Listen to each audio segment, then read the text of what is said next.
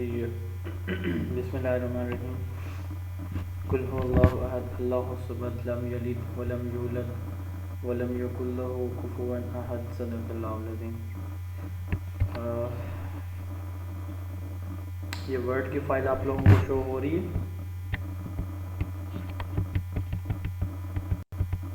Yes sir. Yes. चलें जी start करते हैं। बिस्मिल्लाहिर्रहमानिर्रहीम। पेपर नंबर 6 है।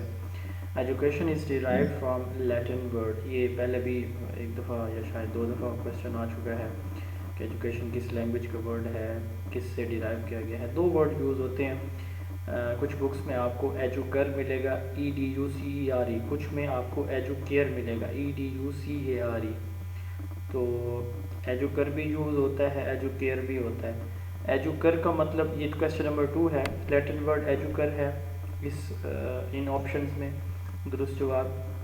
क्वेश्चन नंबर 2 है एजुकर मीन टू ड्रॉ आउट, और अगर वर्ड होता एजुकेयर तो उसका मतलब होता है to bring up. To bring up educare का मतलब होता है। क्वेश्चन नंबर 3 है education is creation of sound mind in a sound body. Aristotle की बहुत वेल नोन और फेमस डेफिनेशन है एजुकेशन की कि एक साउंड बॉडी के अंदर एक साउंड माइंड को, एक हेल्दी, यानी समझ लें कि बॉडी के अंदर एक हेल्दी माइंड की जो नरिशमेंट है, डेवलपमेंट या क्रिएशन है, उसको एजुकेशन कहा जाता है। इसी तरह प्लेटो की एक डेफिनेशन है, कोई बता सकता है वो कौन सी है? बिल्कुल इससे मिलती जुलती है कि सर एजुकेशन सबसे बॉडी एंड माइंड आता है। जी development body and mind. Yes, development of mind and body mind of and an individual is known as education. तो वो प्लेटो की डेफिनेशन है, इनके उस्ताद की। Education according to John Dewey, John Dewey की जो वेल नोन डेफिनेशन है वो उनमें 2-3 हैं। एक है learning to do by doing, growth resulting from experiences. ये 2 उनकी बहुत कॉमन, बहुत फेमस डेफिनेशन है। Learning to do by doing, growth resulting from experiences. तो यहाँ पे है learning to do by doing. Which of the following is not the characteristics of education. Education का ये कौन सा फीचर नहीं है? एजुकेशन एक लाइफ लॉन्ग एक्टिविटी भी होती है, फॉर्मल इनफॉर्मल भी हो सकती है। फैक्चुअल एब्जॉर्प्शन, एजुकेशन का ये मकसद नहीं होता कि आप सिर्फ हक़ाइक़ को एब्जॉर्ब करें, बल्कि आप उसको क्रिटिकली इन्वेस्टिगेट भी करें।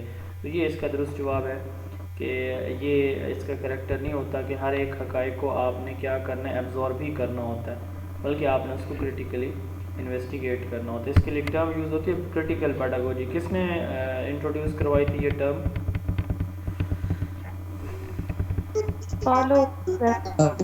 पालो फ्रायर ने कराई थी। The basic source of educational objective, educational objective का बेसिक सोर्स कौन होता है? ह्यूमन एक्सपीरियंसेस होते हैं। ये सवाल 3 तरह से आ सकता है। 2 तरह से पहले हम डिस्कस कर चुके हैं। एक तो जो हम यानी objectives of education are derived from society, मैंने बताया था आपको, या ऑप्शन में होगा फिलोसफी, साइकोलॉजी, सोशियोलॉजी, तो यहाँ पे फिलोसफी होगा। यहाँ पे स्टेटमेंट थोड़ी सी और है, the basic source of educational objective is human experiences. ये वो सोसाइटी की तरफ टच है कि ह्यूमन बीइंग के जो भी रोज़मर्रा ज़िंदगी में एक्सपीरियंसेस जो उनको पेश आ रहे होते हैं, तो वहाँ से हम क्या करते हैं, अपने ऑब्जेक्टिव्स को डिराइव करते हैं। तो ये भी ऑप्शन में हो सकता है human experiences. According to Crow and Crow, the purpose of formal education, formal education का ऑब्जेक्टिव क्या होता है क्रो एंड क्रो के नज़दीक? To make student active and constructive member of society, student को किसी भी सोसाइटी की एक्टिव और कंस्ट्रक्टिव, तो क्या मतलब होता है एक्टिव का? कि हर किसी भी सिचुएशन में ख़ुद को इन्वॉल्व करे, वो एक्टिव होता है। कंस्ट्रक्टिव क्या होता है? यानी उसका उसका जो कॉल ऑफ फेल है ना, उससे दूसरे लोगों को भी फ़ायदा हो, ये कंस्ट्रक्टिव होता है। The best definition of education is growth resulting from experiences, growth resulting from ये मैंने थोड़ी देर पहले बताया आपको, जॉन डेवी से मुताल्लिक़ भी ये डेफिनेशन पूछी जाती है, तो आपने याद रखना है इसको। ग्रोथ रिजल्टिंग फ्रॉम एक्सपीरियंसेस, ये इन तीनों में से या बाकी डेफिनेशन में सबसे कॉमन डेफिनेशन है। Determining the AIIMS of education is responsibility of society, ये किसकी रिस्पॉन्सिबिलिटी होती है? ये अभी हम डिस्कस भी कर रहे थे थोड़ी देर पहले क्वेश्चन नंबर 6 पे इसको। तो ये जो डिटरमाइन करना होता है, किसकी रिस्पॉन्सिबिलिटी होती है? डिटरमिन करना सोसाइटी की होती है। The real goal of education should B, education का रियल गोल या ऑब्जेक्टिव क्या होता है? हैबिट्स को, स्किल्स को और नॉलेज को एक्वायर करना। जो यूनेस्को की डेफिनेशन है, किसी को आती है? Very first definition of zone of education, zone of education में सबसे जो पहली डेफिनेशन है। Yes, sir. यस, क्या कौन सी है बताएं ज़रा। Acquisition of sir, acquisition of net value, skill, habits. Yes, acquisition of knowledge, skills, values and habits. तो वही डेफिनेशन जहाँ पे गोल की शक्ल में बताई गई है कि acquiring skills, habits and knowledge, ये रियल गोल होता है एजुकेशन का। क्वेश्चन नंबर 11 है education plan with particular and in view is.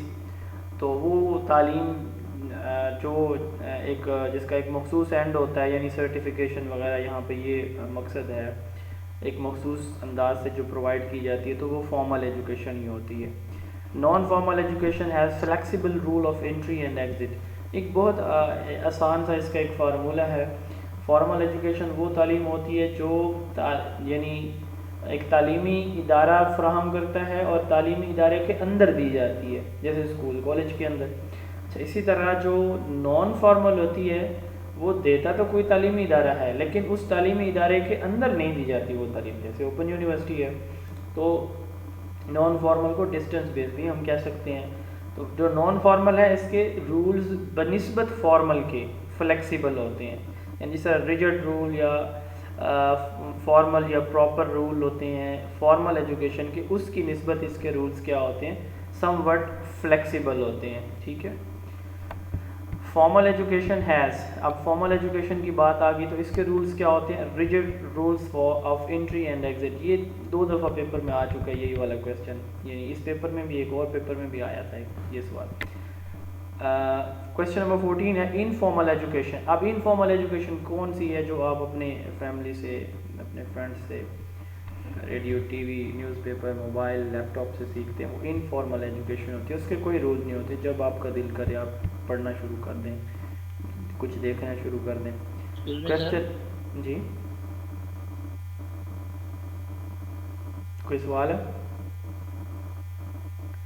Education confined to educational institution, वो तालीम जो तालीमी इदारों के अंदर दी जाती है। अभी मैंने आपको बताया कि ये तालीम इदारा देता है और अपने इदारे के अंदर ही देता है, ये फॉर्मल होती है।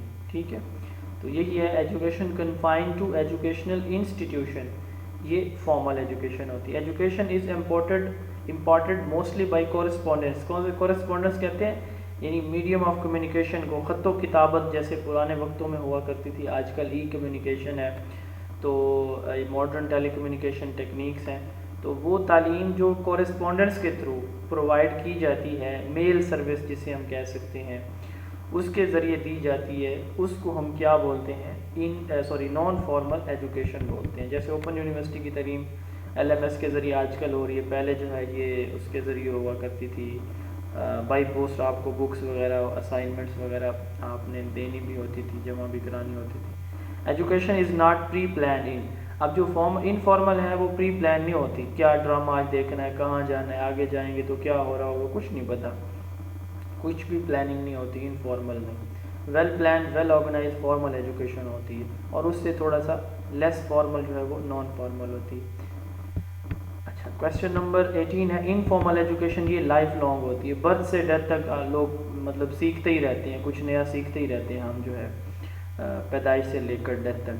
तो वट जो होती है फॉर्मल, उसकी एक स्पेसिफिक एज लिमिट भी होती है, और मतलब जैसे मैट्रिक की तालीम है वो सारी जिंदगी कोई मैट्रिक तो नहीं पढ़ता ना ऑब्वियसली, या कोई कोर्स डिग्री है तो उसका भी एक ड्यूरेशन होता है, उन दोनों का ड्यूरेशन होता है, इसका ड्यूरेशन नहीं होता, इसलिए ये लाइफ लॉन्ग है।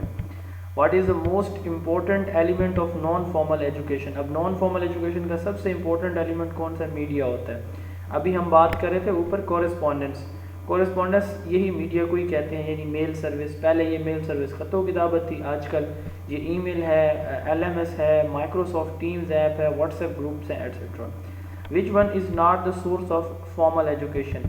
तो फॉर्मल एजुकेशन का सोर्स जो है वो कौन सा नहीं होता, होम जो है वो फॉर्मल एजुकेशन का सोर्स नहीं है। लाइब्रेरी, म्यूज़ियम, ये स्कूल्स के अंदर मौजूद होते हैं, तो सम हाउ ये जो है उसमें आ सकते हैं। मेरे ख्याल से तो ये तीनों ही नहीं बनते, क्योंकि लाइब्रेरी भी एक जो है वो फॉर्मल इसमें नहीं आता कि ये फॉर्मल तो नहीं होता। पर जो अवेलेबल ऑप्शन है उनमें सबसे बेस्ट जो है वो होम होता है, क्योंकि होम जो है वो सेंटर होता है इनफॉर्मल एजुकेशन का। इनफॉर्मल एजुकेशन, नेक्स्ट क्वेश्चन है, इनफॉर्मल एजुकेशन इज़ इंसिडेंटल। ये हैपहैज़र्ड भी, एक्सीडेंटल भी वर्ड हो सकता है, हैपहैज़र्ड, एक्सीडेंटल, इंसिडेंटल। तो ये इनफॉर्मल एजुकेशन होती है। अचानक से आप जा रहे हैं, रास्ते में आपने देखा कि किसी ने नहर में छलांग लगा दी है, तो आपने वहाँ जाके देखा कि जो है डूबते को कैसे बचाया जाता है। तो एक्सीडेंटल होती है, इंसिडेंटल हो सकती है, हैपहैज़र्ड हो सकती है, अचानक सडन होती है ये। Formal education has well defined curriculum. अब ये मैं फॉर्मल, नॉन फॉर्मल और इनफॉर्मल का डिफरेंस आपको नहीं बता रहा, क्योंकि ये वेरी फर्स्ट लेक्चर है, यकीनन आप सब ने सुना ही होगा, इसलिए मैं उसकी डेफिनेशन या बेसिक्स पे नहीं जा रहा, हम सिर्फ क्वेश्चंस को देख रहे हैं। तो formal education has well defined curriculum. तो जो हमारा फॉर्मल एजुकेशन होता है उसका करिकुलम वेल डिफाइंड होता है, यानी प्रॉपर उसका पहले से डिफाइन कोर्स डिज़ाइन किया जाता है, डिफाइन किया जाता है किस क्लास में कौन सा सिलेबस पढ़ाया जाएगा, कितने मज़ामीन पढ़ाए जाएंगे, हर एक का वेटेज कितना होगा, हर एक चीज़ वेल डिफाइन होती है। Question number 23, which is not the element of educational process. जी, कितने एलिमेंट होते हैं एजुकेशनल प्रोसेस के, जल्दी से, 4 कौन कौन से? Objective, curriculum, Objective, content. pedagogy, What is the evaluation. difference? ठीक है, what is the difference between elements of curriculum and elements of education? जल्दी से कोई बताएगा। एजुकेशन में सर सेकंड एलिमेंट है ना, उसका कंटेंट की जगह सिर्फ वहाँ पे करिकुलम होता है, बाकी सेम होते हैं। बोथ आर सेम, दोनों सेम ही हैं, लेकिन वर्ड का डिफरेंस हम बना लेते हैं। जब हम बात करते हैं करिकुलम के कंपोनेंट की, तो हम कहते हैं कि objective, content, pedagogy and evaluation. तो जब हम एजुकेशन की बात करते हैं तो हम बात करेंगे ऑब्जेक्टिव, कंटेंट की जगह अब यहाँ पे हम करिकुलम लिख देंगे। तो यहाँ पे दो तो हैं, लेकिन ये मोटिवेशन नहीं होता एजुकेशन का कंपोनेंट या करिकुलम का, तो इसलिए ये दुरुस्त जवाब है। सम ऑफ करिकुलर एंड को करिकुलर एक्टिविटीज़, मैंने आपको डेफिनेशन बताई थी कि overall activities of a school, ठीक है। तो अब इसमें करिकुलर भी आ जाती हैं, यानी पढ़ना पढ़ाना। को curricular morning assembly, sports, games, कोई स्पीच कंपटीशन है, कलर डेज है, नेशनल रिलीजियस डेज है, एट्सेट्रा, को करिकुलर है। तो कलेक्टिवली करिकुलम बन जाएंगे दोनों। Pedagogy is concern with, pedagogy जो है ये भी सवाल तीसरी मरतबा आ रहा है, ये छठे पेपर में टीचिंग मेथड से ये डील करती है। इस पे मेरे ख्याल में बहस करने की ज़रूरत नहीं है। टू डिटरमिन द वैल्यू और वर्थ ऑफ एनीथिंग, किसी भी चीज़ की वर्थ या वैल्यू फाइंड करना, ये क्या कहलाती है, एवेलुएशन कहलाती है। अगर यहाँ पे मैं स्टेटमेंट ऐसे मोल्ड कर दूँ, to collect data for analysis, तो उनमें कौन सा फिर दुरुस्त जवाब होगा? अब अगर मैं नन की जगह असेसमेंट कर दूं तो कौन सा दुरुस्त जवाब होगा? Assessment. Yes, assessment. In educational process which one is evaluated? Educational process में हम क्या इवैल्यूएट करते हैं? आप देखें, इवैल्यूएशन किसकी होती है? एक चीज़ की नहीं होती। Evaluation is an overall process. Overall का क्या मतलब है भैया? ओवरऑल से मुराद ये है कि आपके एम्स, आपके मेथड, आपका करिकुलम, हर चीज़ इवैल्यूएट की जाएगी। तो इसमें फिर ऑब्वियसली यहाँ पे जवाब है AIIMS, content, method, all of these. The literal meaning of the philosophy, कल हम डिस्कस कर रहे थे इसको, लव फॉर विजडम। ये फिलोसफी का लफ्ज़ी मतलब होता है। एक्सियोलॉजी ये डील करती है किससे? वैल्यूज से। एपिस्टेमोलॉजी नॉलेज से, और ऑन्टोलॉजी रियलिटी से। ये भी मैं आपको इन डिटेल पहले से बता चुका हूँ। ऑन्टोलॉजी का दूसरा नाम मेटाफिज़िक्स है, और metaphysics deals with nature of reality. Eclecticism mean borrowing beliefs from different philosophies.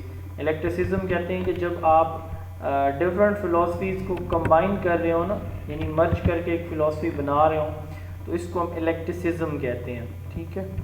और ever lasting reality is focused in, अब ये फ़िलोसफी की वो ब्रांच है जिसमें वो थ्योरी है जिसमें हम मतलब पहले से एग्जिस्टिंग नॉलेज को जनरेशन आफ्टर जनरेशन जो है वो क्या करते हैं, फोकस करते हैं। वही ठीक था, या इसके लिए दूसरा वर्ड यूज़ होता है एवर लास्टिंग रियलिटी। तो ये पेरिनियलिज्म है।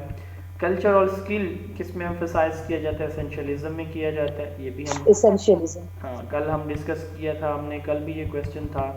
Life is a continuous changing process. अच्छा, इसमें ना काफ़ी सारे क्वेश्चन ऐसे जो मैंने चेंज किए हैं, मतलब मैं खुद फेडअप हो गया कि भाई बार बार वही सवाल, बार बार वही सवाल।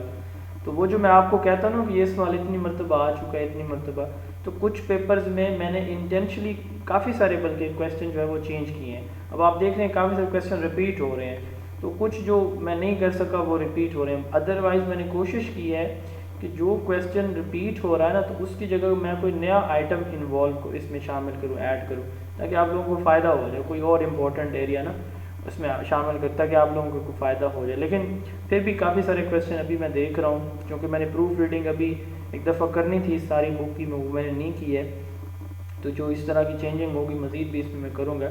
यूज़फुल कल्चर एंड स्किल, अच्छा ये हो गया। 37 है, life is a continuous changing process.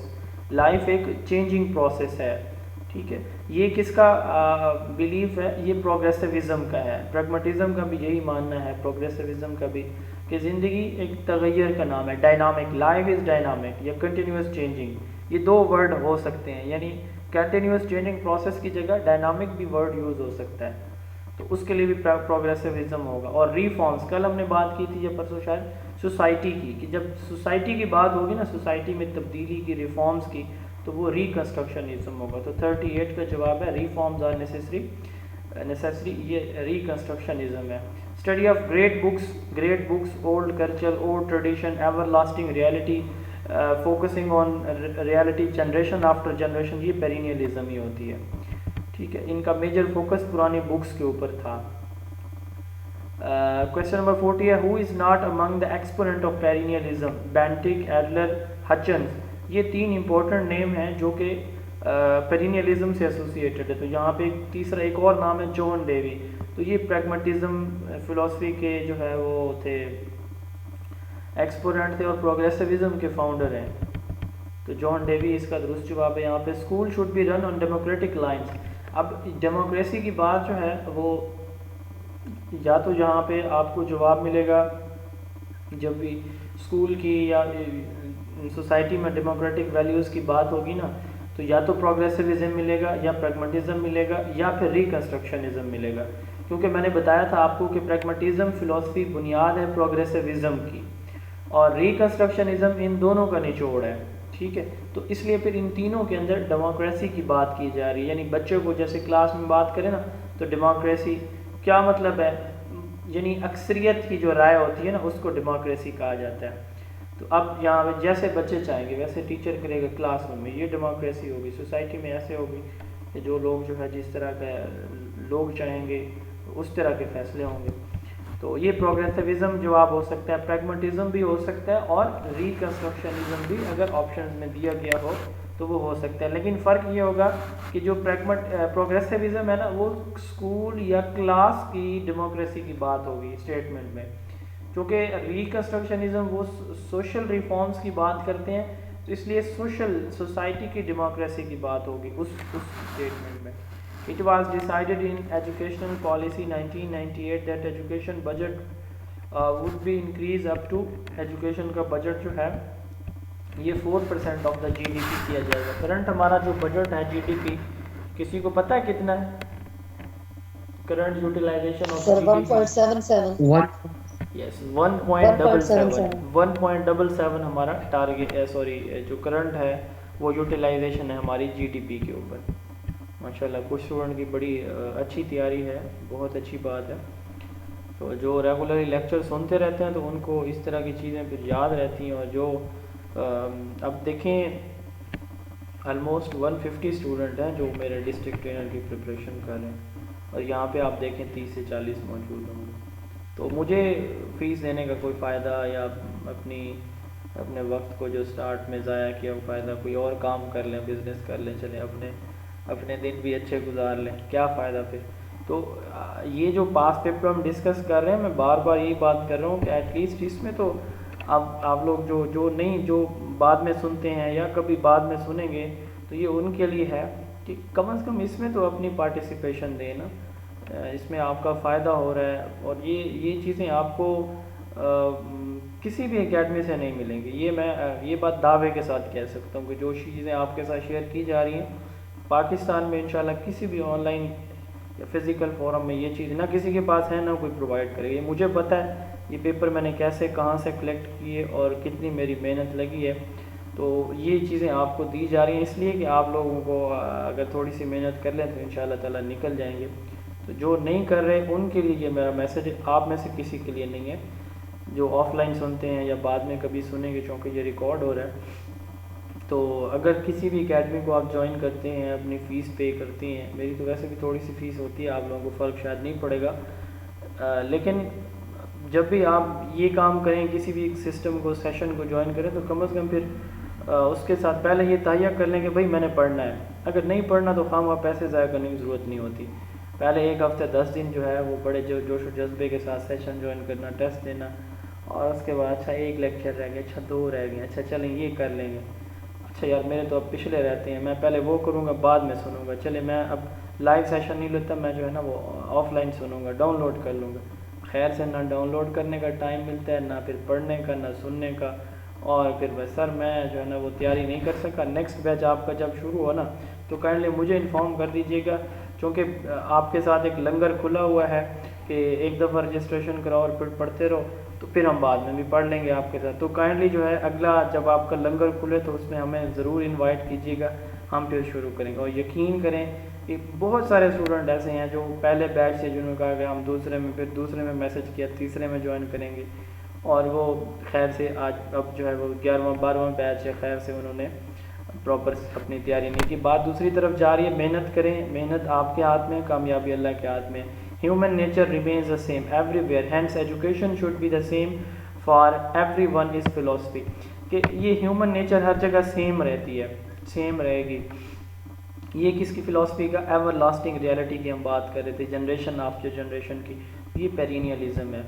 According to which experimental knowledge is real, progressivism जो है ये प्रैग्मेटिज्म, प्रोग्रेसिविज्म कहते हैं एक्सपीरियंस, जॉन डेवी की फ़िलासफ़ी है ये, कि एक्सपीरियंस, वो इसके फाउंडर थे, वहाँ से याद रखिएगा कि एक्सपीरियंस एक्सपेरिमेंट की बात है, ये प्रोग्रेसिविज्म है। Ethics and aesthetics are the components of axiology, axiology जो है ना वो साइंस ऑफ वैल्यूज़ है या फिलोसफी ऑफ वैल्यूज़ है।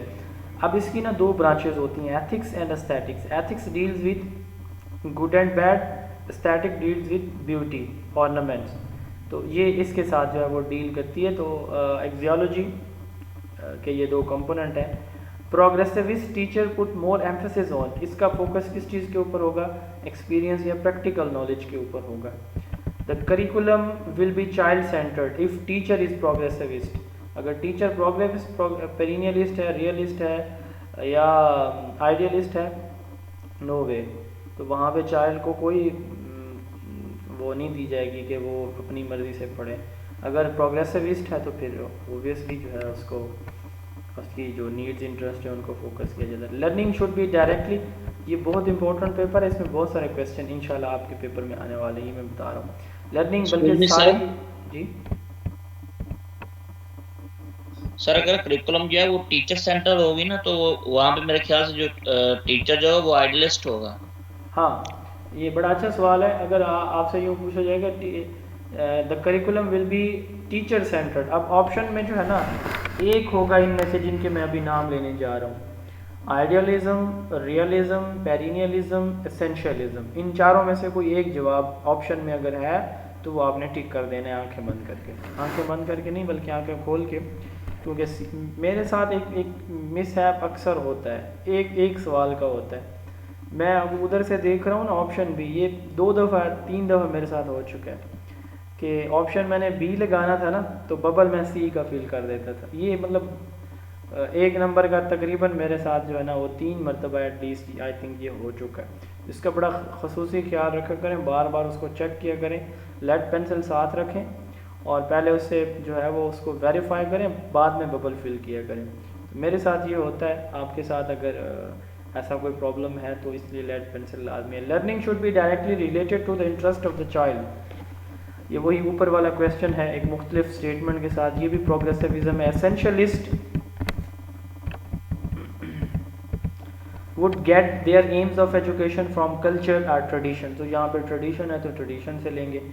एसेंशियलिस्ट philosophy of education is content and child centred, अब ये टीचर सेंटर्ड, सॉरी ये भी मैं बता भी रहा था, 4 मैंने आपको नाम लिया, आइडियलिज्म, रियलिज्म, एसेंशियलिज्म एंड चौथी कौन सी ली है, idealism, realism, essentialism and perennialism.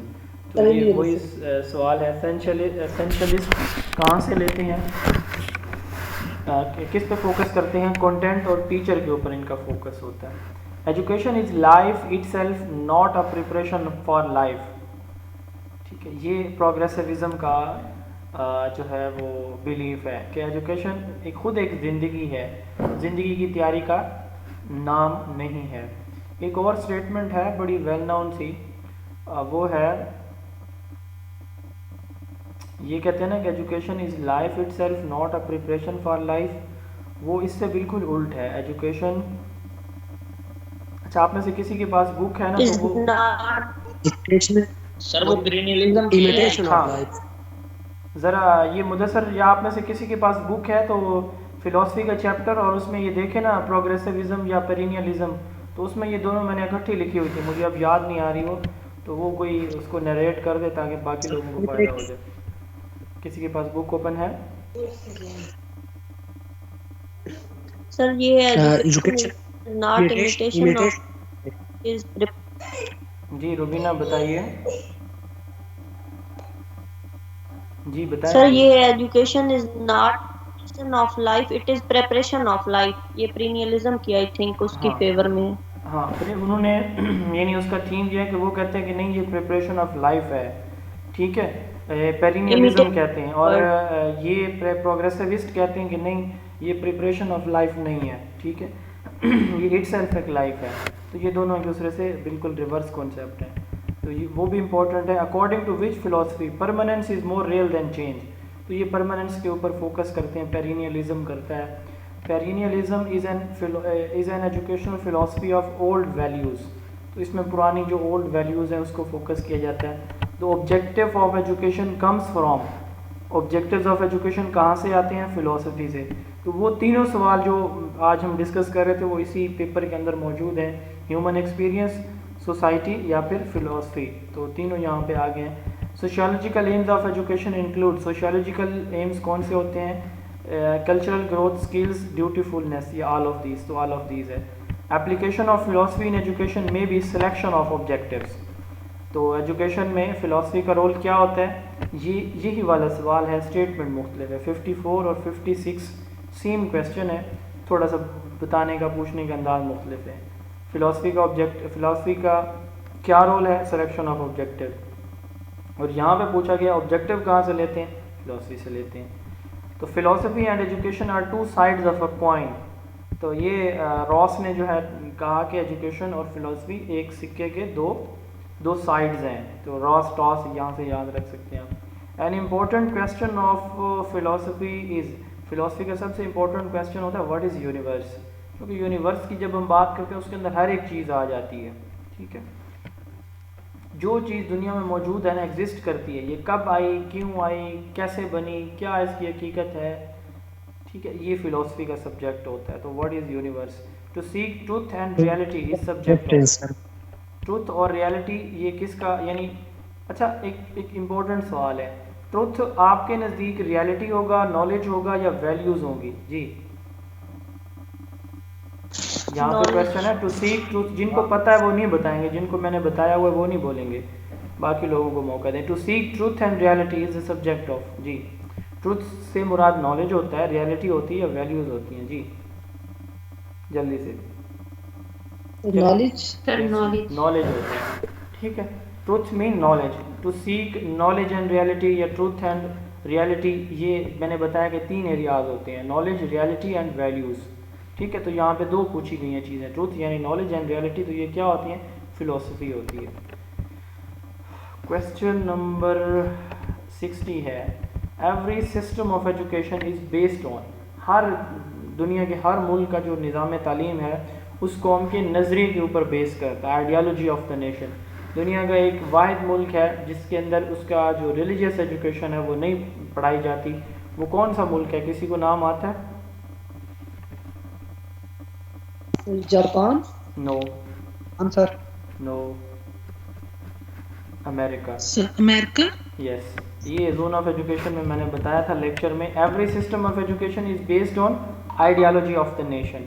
Word philosophy, अब ये जो कल हम जिसको डिस्कस कर रहे थे इसी सवाल को, फिलॉसफी कहाँ से डिराइव किया गया है? ये लैटिन है या ग्रीक है philosophy?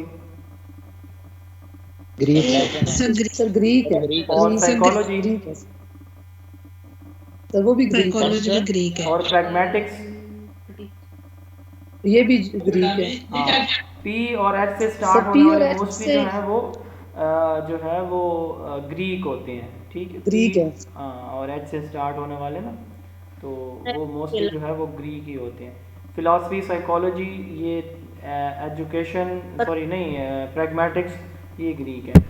Expected life outcomes from education, expected जो लाइफ आउटकम्स होते हैं हमारे, वो क्या कहलाते हैं? एम्स कहलाते हैं। यानी अब देखें ना, लाइफ की बात है तो लाइफ एक लॉन्गर एस्पेक्ट है, तो यहाँ पे एम्स इसका दुरुस्त जवाब होगा। अगर ऑब्जेक्टिव्स या होता या फिर हम गोल्स की बात करते, तो ऑब्जेक्टिव्स शॉर्ट टर्म होते हैं, एम्स लॉन्ग टर्म होते हैं। तो लाइफ की बात है तो ऑब्वियसली यहाँ पे एम्स इसका दुरुस्त जवाब है। Being the science of wisdom, philosophy aims at, philosophy जो है चूँकि साइंस ऑफ विजडम है तो इसका फोकस किस चीज़ के ऊपर होता है? सर्च फॉर रियलिटी होता है, हर एक चीज़ की रियलिटी को तलाश करना। 64 the first head of Deoband मौलाना मोहम्मद याकूब ननोतवी, कब बना था ये देवबंद मदरसा? 1867 में। हाँ जी, 1867 में। और इसका डीमेरिट क्या है? इस मदरसे का डीमेरिट आपने पढ़ा हुआ है, लेक्चर में भी सुना होगा। सर ये साइंस एजुकेशन पे फोकस नहीं ना, करते। यस, इन्होंने सिर्फ रिलीजियस एजुकेशन के ऊपर फोकस किया, ठीक है। और ये कहाँ पे है मदरसा? आज भी मौजूद है, कहाँ पे है इंडिया में? सहारनपुर है इंडिया का। सहारनपुर, यस, सहारनपुर में। Deoband academy was totally non government, ये नॉन गवर्नमेंट थी, यानी प्राइवेट एक इदारा था। द देवबंद मूवमेंट, द उलमा of Deoband played a vital role in struggle for independence, तो इन्होंने आज़ादी की तहरीक में हिस्सा भी लिया। The Deoband was established in 1867, ये तो आपने भी बता दिया। The salient feature of Deoband movement was revival of religious spirits, तो रिलीजियस इस्लामिक जो स्पिरिट्स हैं उनको क्या करना? रिवाइव करना, ये फोकस था। द देवबंद चूँकि ये क्रिप्ट जो थी मिशनरीज थी ना, जो ब्रिटिश गवर्नमेंट जब आई थी ना, तो उन्होंने क्रिश्चियनिटी को प्रमोट करने के लिए, आपने चार्टर एक्ट पढ़ा 1813 में, आपने फिर जो है वो पढ़ा मैकॉले रिपोर्ट पढ़ी 1835 की, फिर आपने पढ़ा जनाब 1854 में फूड डिस्पैच, तो उनका फोकस क्रिश्चियनिटी के ऊपर था, उसको प्रमोट करने के लिए। तो मुसलमानों ने फिर ज़रूरत महसूस की, और आपस में भी दो हमारे फिर ग्रोह बन गए, एक देवबंद और एक जो दूसरा है बरेली। ये बेसिकली उन इलाकों के नाम से हैं, इमाम अहमद रज़ा बरेली और मौलाना ये याकूब ननोतवी। तो ये मुख्तलिफ़ जगहों पे, एक ने देवबंद के अंदर, ये सहारनपुर के अंदर देवबंद जगह का नाम है, और बरेली भी इसी तरह एक जगह का नाम है, जहाँ से अब जो बड़े सगीर पाक व हिंद में स्पेशली ये हमारा जो देवबंद बरेलवी का सिस्टम चल रहा है, ये बड़ा पुराना नहीं है, ये बहुत करीब का है। तो खैर वो एक लंबी हिस्ट्री है। जी सर, मौलाना कासिम ननोतवी ने इसको बुनियाद रखी थी, मौलाना देवबंद मदरसा की। जी जी जी, उनका ही नाम लिया आई थिंक मैंने। रशीद अहमद गंगोही और कासिम ननोतवी, ये दो उलमा थे जिन्होंने रखी थी। अच्छा, देवबंद मूवमेंट इग्नोर्ड साइंस, इन्होंने साइंस को इग्नोर किया। MAO हाई स्कूल, MAO का एक्रोनिम कोई बता सकता है, ये किस चीज़ का एब्रीवेशन है? Mohammedan Anglo oriental, yes, Mohammedan Anglo oriental high school 1875 में सर सैयद अहमद ख़ान ने बनाया। 1877 में ये स्कूल बना, सॉरी कॉलेज बना। और ये यूनिवर्सिटी कब बना? Sir 1921 yes, 1921। साइंटिफिक सोसाइटी ये 1864 में बनी थी, और इसका ऑब्जेक्टिव क्या था? ये भी सर सैयद अहमद ख़ान ने बनाई थी। इसका ऑब्जेक्टिव क्या था? इसका इंग्लिश ऑब्जेक्टिव था बुक्स जो जो थी ना उनको ट्रांसलेट करना। यस, इंग्लिश बुक्स को हमारी लैंग्वेज, जो उस वक्त जो लैंग्वेज थी सब कॉन्टिनेंट की, उनमें ट्रांसलेट करना। साइंटिफिक सोसाइटी 1864 में बनी, उसका ये ऑब्जेक्टिव था। किसने बनाई थी? सर सैयद अहमद ख़ान ने बनाई थी। अगला सवाल भी यही है। MAO high school was elevated to Aligarh university. तो ये इसका साल कौन सा है? 1921 है। 1921 सर 1921 यहाँ आता है, वैसे हमने जब सर्च किया था वो 1920 1924 था। 19 कंफ्यूज 24 20 and 21 सर वो जब नहीं 24 नहीं था, 1920-21 था। तो मेरे ख्याल में 1900 यहाँ पे जो अवेलेबल ऑप्शन है उनमें से तो 20-21 ही बनता है। 1921 ही आई सर थिंक, 20 जामिया नहीं। सर अगर 20 सर जामिया जामिया मिलिया इस्लामिया जो है ना वो 1920 हाँ में वो हुई थी। 1920 है, ये 1921 ही है। इसमें आई थिंक कन्फ्यूजन भी नहीं थी। अच्छा, the major impact of Aligarh movement. Aligarh movement का जो मेजर इम्पैक्ट था सर सैयद अहमद ख़ान का, वो क्या था कि जो मुस्लिम यूथ है ना उनको पोलिटिकली ट्रेन करना, Muslims of the sub continent उनको पोलिटिकली ट्रेन करना।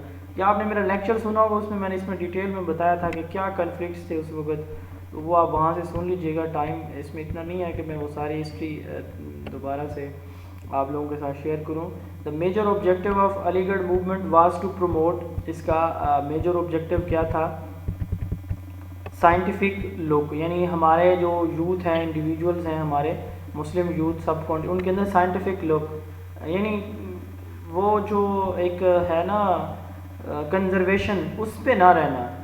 तो चीज़ों को देखना कि भाई अगर हमें जैसे देखें हमारे जो उलमाए कराम हैं, मैं सबकी बात नहीं कर रहा, हमारे उलमा हमारे सर का ताज हैं, चाहे वो किसी भी मसलक के हैं, सारे ही हमारे आंखों का तारा हैं।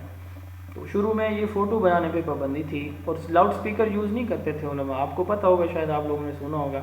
अब आपने देखा है कि हर जो बड़े बड़े नामवर उलमा है ना, हर एक के अपने यूट्यूब चैनल हैं और अपने फेसबुक पेजेस हैं, जो पहले कैमरे में फ़ोटो नहीं बनवाया करते थे उलमा हमारे, और वो सख्ती से मना भी करते थे। अच्छा, इसी तरह टीवी पे आना, अब देखें आप उनके अपने चैनल हैं, यूट्यूब चैनल्स हैं। तो मकसद बात करने का कि अब दुनिया जिस साइड पे मूव कर रही है उस साइड पे आना, ये ऑब्जेक्टिव था सर सैयद अहमद ख़ान रहमतुल्लाह अलैह का, कि साइंटिफिकली देखना चीज़ों को। तो ये उनका उस वक़्त का भी फोकस था कि which one was not among the purpose of Aligarh movement to prepare the Muslim against Hindus. तो ये ऑब्जेक्टिव कभी भी नहीं था अलीगढ़ मूवमेंट का, सर सैयद अहमद ख़ान रहमतुल्लाह अलैह की काविशों का। जामिया मिलिया इस्लामिया कब बना था जी? 1920 में। 1867 में देवबंद बना, 1884 के अंदर जो है वो कौन सी इदारा बना था? अंजुमन अंजुमन हिमायत इस्लाम। और जो 1894 में फिर क्या बना? नज़वतुल उलमा सर। नज़वतुल उलमा, ठीक है। 94 भी आ सकता है, 98 भी आ सकता है। अगर 94 ना हो तो फिर 98 होगा। 98 94 दोनों मौजूद हैं, तो फिर अल्लाह ही जाने इसका दुरुस्त जवाब कौन सा है। पेपर बनाने वाले को पता होगा कि उसने कौन सी की ठीक की है, लेकिन मेरे हिसाब से 94 ठीक होगा। 94 में ये नदवतुल उलमा मौलाना शिबली नुमानी ने बनाया था। अच्छा, इनके नाम भी याद रखिएगा। मौलाना याकूब ननोतवी जो पहले हेड थे, मौलाना कासिम ने बनाया था 1867 में रहमतुल्लाह अलैह ने देवबंद मदरसा, और खलीफा हमीदुद्दीन ने, ये देवबंद मदरसा सहारनपुर में इंडिया में बना था। अच्छा, इसी तरह खलीफा हमीदुद्दीन ने, कैलिफ हमीदुद्दीन ने लाहौर में जो है मस्जिद बेकन थी आई थिंक, वहाँ पे ये बनाया था अंजुमन हिमायत इस्लाम 1884 में। 1884 है ना? अच्छा, मौलाना शिबली नमानी ने ये बनाया था 1894। ये इन्होंने कहाँ बनाया था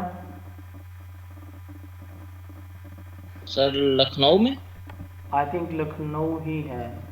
अच्छा, जामिया मिलिया इस्लामिया फिर 1920 में मौलाना मोहम्मद अली जौहर ने बनाया। ये कहाँ बनाया था? सर ये भी इंडिया में तो बना था, लेकिन इसका चलें देख लें, कोई स्टूडेंट जल्दी से इसको देख ले, कोई क्लिप बुक से देख ले, जामिया मिलिया इस्लामिया का हिस्ट्री ऑफ एजुकेशन के चैप्टर से मेरे जहन से नाम निकल गया। अच्छा, Jamia Millia Islamia was established bye मौलाना मोहम्मद अली जौहर। इसमें मीडियम ऑफ इंस्ट्रक्शन क्या था? उर्दू था। और इसमें इसकी 6 डिफरेंट स्टेजेस हैं। आप स्टेजेस तो बाकी तो उधर से देख लेंगे, लेकिन कुरान जो है ट्रांसलेशन के साथ स्टेज 1 पे पढ़ाया जाता था जामिया मिलिया इस्लामिया में। इसका एक जो है वो डी मेरिट था कि इसने 2 कौमी नज़रिए को रिजेक्ट किया। 2 कौमी नज़रिए से क्या मुराद है? 2 नेशन थीरी जो है कि हिंदू मुस्लिम अलग अलग, तो इन्होंने इसको जो है थोड़ा सा रिजेक्ट किया था, तो इसलिए फिर ये इनका डी मेरिट है। अपोज किया था उन्होंने 2 नेशन थीरी को। जामिया मिलिया एम्फेसाइज, इन्होंने रिलीजियस एजुकेशन और साइंस दोनों के ऊपर काम किया। अब देखें जो सर सैयद अहमद ख़ान है ना, उन्होंने साइंटिफिक एजुकेशन की बात की। अच्छा, मौलाना जो हैं जो देवबंद मदरसा पर, उन्होंने रिलीजियस की बात की। अच्छा, इसी तरह जो मौलाना शिबली नुमानी ने और खलीफा हमीदुद्दीन ने, वो भी रिलीजियस एजुकेशन थी। तो एक कन्फ्लिक्ट सा था, तो इन्होंने आगे उसको ख़त्म किया और इन्होंने मीडिएटर का रोल प्ले किया पहले वाली सारियों के दरमियान, और इन्होंने फिर साइंटिफिक और रिलीजियस दोनों एजुकेशन को शामिल किया था। अंजुमन हमायत इस्लाम, ये लाहौर में जो है इसकी बुनियाद रखी खलीफा हमीदुद्दीन ने 1884 के अंदर। और उसके बाद नदवतुल उलमा, ये क्वेश्चन कुछ ऐसे हैं जो मैंने आपको एक ही सेंटेंस में बता दिए, तो आगे उनसे मुतल्लिका क्वेश्चन ही हैं। उसके बाद है 88 क्वेश्चन, नदवतुल उलमा वाज एस्टैब्लिश्ड इन 1894, और ये लखनऊ में है नदवतुल उलमा। और नदवतुल उलमा के जो फाउंडर हैं वो मौलाना शिबली नुमानी, ये मैं बता दिया आपको। द फर्स्ट एडमिनिस्ट्रेटर जो पहले इसके मुंतज़िम थे वो मौलाना मोहम्मद अली मंगेरी हैं। और एजुकेशनल कॉन्फ्रेंस 1947, ये कहाँ पे हुई? कराची में हुई थी। Educational conference was presided by Fazlur Rahman, जो उस वक़्त के विफाकी वज़ीर तालीम थे।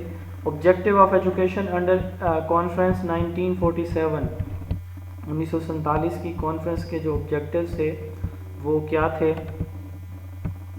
वो ऑल ऑफ दीज हैं। करेक्टर फॉर्मेशन, और कौन से ऑप्शन हैं? Conformity with the ideology, economic development. तो ये ऑल ऑफ दीज इसका जवाब है। 95 है, according to the recommendation of Indian education commission, Goa took the responsibility of primary education. Indian education commission कब बना था? 1882 सर। और पंजाब यूनिवर्सिटी कब बनी थी? 1882 sir, Punjab 1882 university same date. Same year है, ठीक है। तो इस एक्ट के तहत प्राइमरी एजुकेशन गवर्नमेंट की रिस्पॉन्सिबिलिटी होगी। Council of technical education was recommended in 1947 conference. 97 है, किसी ने देखा है वो?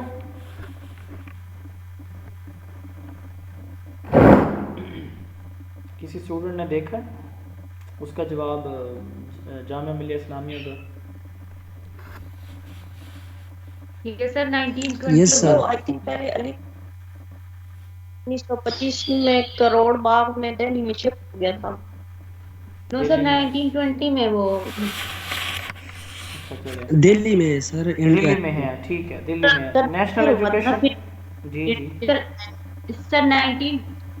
सर 1920 में बनी थी और ट्रांसफर हुई थी 1925 में दिल्ली में। ठीक है। यस, बनी कहाँ थी? बनी अलीगढ़। अलीगढ़ में, ठीक है, ये अलीगढ़ ही है। फिर अलीगढ़ इसका दुरुस्त जवाब है, ठीक है।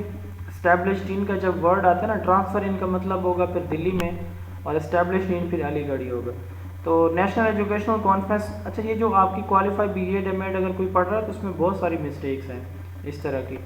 National educational commission 1959 was establish under the headship of, 1959 का कमीशन एसएम शरीफ की सरबराही में मुनक़िद हुआ था, पहला फजलुर रहमान की सरबराही में। 98 objective of education under national education commission 1959 were spiritual values, ideology of Pakistan, development of individuality, all of these. Text book board were recommended in, ये किस पॉलिसी में रिकमेंड हुए थे?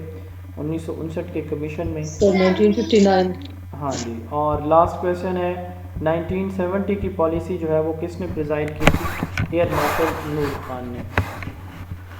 जी, आज का हमारा पेपर था, इसको हमने क्विकली देखा। तो इसमें से इंशाल्लाह ताला बहुत सारे क्वेश्चन आपके जो डिस्ट्रिक्ट ट्रेनर का पेपर है उसके अंदर आने वाले हैं इंशाल्लाह ताला।